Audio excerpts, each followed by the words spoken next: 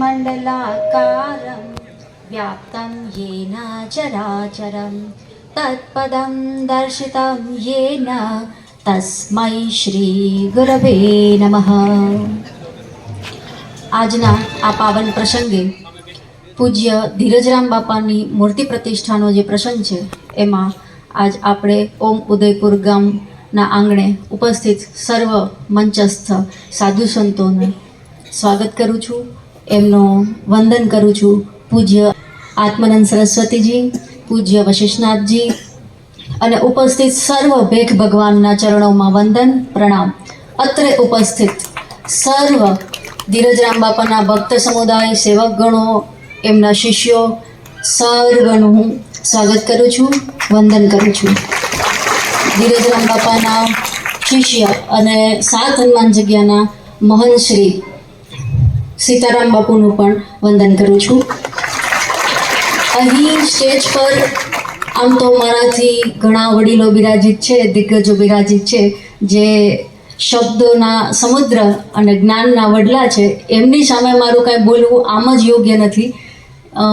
બરફના પહાડોમાં નાની નાની ગુલ્ફી વેચવા જેવા મારા શબ્દો, પણ છતાંય થોડો પ્રયત્ન કરું છું અને આપ સર્વને વિનંતી કરું છું કે જે પણ શબ્દો અહીંથી બોલું છું, માત્ર શબ્દ સાંભળી અને કાનમાંથી આમનામ પસાર ન કરી દેતા, એને તમારા હૃદય સુધી ઉતારવાનો પ્રયત્ન કરજો અને એના માટે આપ બધાની સ્થિરતા અને શાંતિ આવશ્યક રહેશે।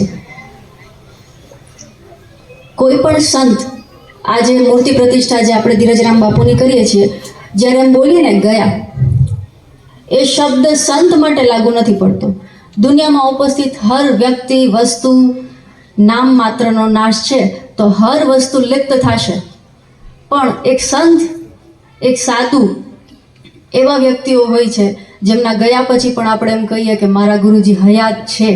તો અત્રે ધીરજરામ બાપુની પણ ઉપસ્થિતિને હયાત માની અને એમને પણ વંદન। કોઈ સંત સાધુને એમના શિષ્યો કઈ રીતે શ્રદ્ધાંજલિ આપે, કઈ રીતે એમને ગૌરવ આપી શકે, એના વિશે થોડી ચર્ચા કરવી છે। ખાલી જે એમનું જીવન છે, જે એમના શબ્દો તમને એમની હયાતગીમાં મળ્યા છે, એમને જીવનમાં ઉતારીને, તમારા આચરણમાં લાવીને, તમારા જીવનની અંદર તલના ફોતરા જેટલું પણ જો પરિવર્તન આવી જાય તો એ સંત પોતાના ભજનને, પોતાના તપને ધન્ય ગણે છે, એના જીવનને ધન્ય ગણે છે। તો જો ધીરજરામ બાપુને માનનારો જે સેવકગણ હું અહીંયા બહોળી માત્રામાં જોઉં છું, હું આશા કરું કે એમના શબ્દોને એમના જીવનમાં ઉતારે અને એમને સાચી રીતે અમર સાબિત કરે। એમનું વ્યક્તિત્વ, મને મારા જીવનકાળમાં બસ એમની સાથે એક જ વખત મુલાકાત ને એમના દર્શનનો લાભો મળ્યો છે। બહુ લાંબો મને એમનો સાનિધ્ય પ્રાપ્ત નથી થયું, પણ મારી એક જ મુલાકાત પણ એ ઘણું મને સમજાવી અને જ્ઞાન માર્ગદર્શન આપી ગયા હતા। એમનું આખું જીવન છે ને એ સેવામય હતું। બાળકો વિશે એમને બહુ રસ હતો।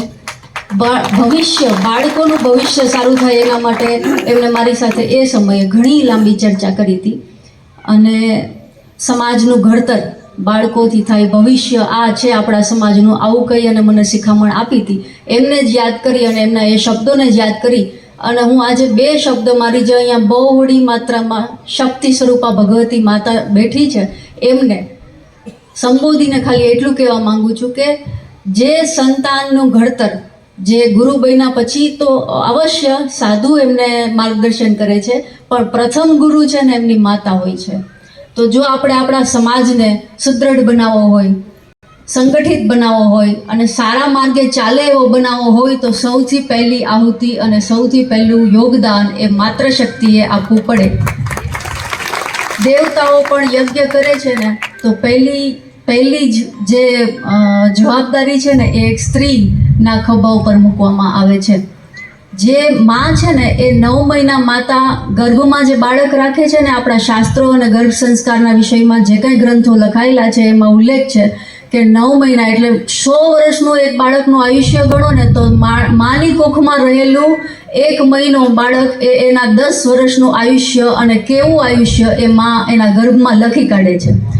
તો પહેલું જે સર્જનહાર છે ને એટલે માતા, એ માતા બ્રહ્મા સ્વરૂપ છે। આપણું સર્જન કર્યું. પિતા આપણું પાલન પોષણ કરે છે, તો એ પિતા આપણા વિષ્ણુ સ્વરૂપ છે. અને ગુરુ છે ને એ આપણી અંદર રહેલા અજ્ઞાનનો નાશ કરે છે, અને એ અજ્ઞાનનો નાશ કરે છે એટલે રુદ્ર અને શિવ સ્વરૂપ છે. તો આપણા જીવનમાં આ 3 વ્યક્તિઓ ફરજિયાત છે: બ્રહ્મા, વિષ્ણુ અને મહેશ, માતા, પિતા અને ગુરુ. પણ ગુરુ એક એવી વસ્તુ છે જેને આપણે ગુરુ બ્રહ્મા, ગુરુ વિષ્ણુ, ગુરુ દેવો મહેશ્વર, ત્વમેવ માતા, ત્વમેવ પિતા, ચ પિતા ત્વમેવ. માતા, પિતા, બંધુ, સખા, જો જીવનમાં કોઈ પણ ના હોય ને, ખાલી એક ગુરુ હોય ને, તો સમજો તમારી પાસે સગળા સંસારના બધા સંબંધો અને બધા દેવી દેવતાઓ ઉપસ્થિત છે. તો આવા ગુરુના તમને બધાને સાનિધ્ય મળ્યું હતું. આવા ગુરુની સાથે તમે સમય જે વિતાવ્યો હતો, એમની હયાતગીમાં તમને જે પ્રાપ્ત થયું હતું, એમની કરુણા અને કૃપા, એ કૃપાને કાયમ યાદ રાખજો. આ મૂર્તિ પ્રતિષ્ઠા થાય તો સમક્ષ એમની રોજ માથું ઝુકાવજો અને એમના આપેલા શબ્દોને કાયમ યાદ કરજો. એવી પ્રાર્થના સાથે મારા શબ્દોને વિરામ આપું છું. સમયની થોડી પાબંદી હોવાના લીધે આજે હું મારા શબ્દોને અહીં જ પૂર્ણ કરું છું. આદેશ. જય શ્રી રામ, જય જય શ્રી રામ.